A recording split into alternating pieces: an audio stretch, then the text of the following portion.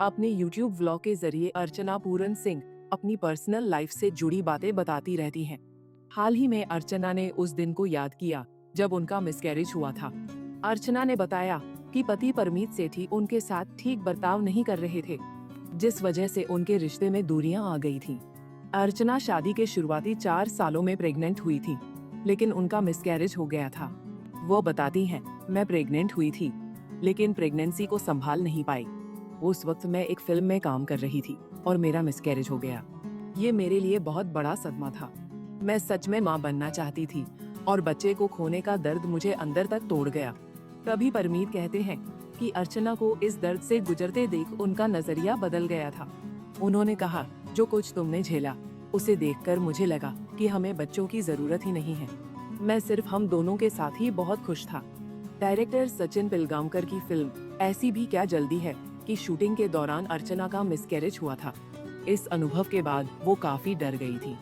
अर्चना कहती है, मैं 34 साल की थी और मुझे सच में लगने लगा था कि मैं अब माँ नहीं बन पाऊंगी।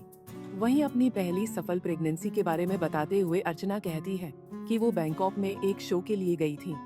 तभी उन्हें अपने पिता के निधन की खबर मिली तो वह तुरंत भारत लौटी, लेकिन तब तक उनके पिता का अंतिम संस्कार हो चुका था।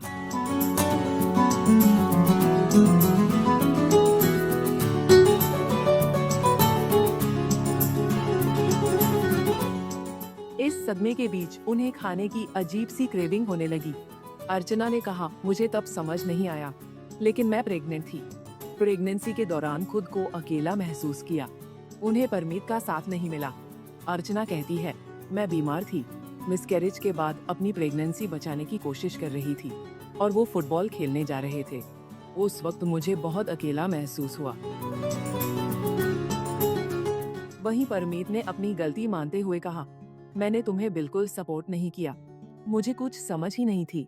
एक समय ऐसा आया जब तुम्हें पूरी तरह बेड रेस्ट की जरूरत थी और मैंने कहा कि मैं फुटबॉल खेलने जा रहा हूँ। जब आप युवा होते हैं तो खुद में ही डूबे रहते हैं, अपने सपनों और एम्बिशंस के पीछे भागते हैं। मुझे तब एहसास ही नहीं था कि मैं क्या कर रहा हूँ। अब सोचता हूँ तो मैं बहुत बेवकूफ था। मैं तुम्हें जानबूझकर कभी दुख नहीं पहुँचाना चाहता था, मुझे बस समझ नहीं थी।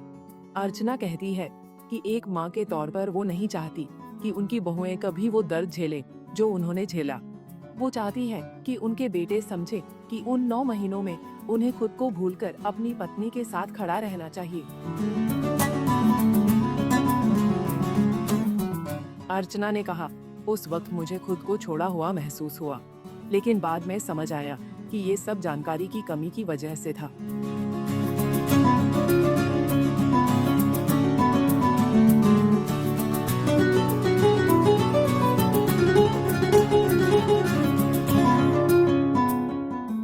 ऐसे ही और वीडियोस के लिए आप नारी के पेज को YouTube पर सब्सक्राइब, फेसबुक पर लाइक और इंस्टा पर फॉलो करना ना भूलें।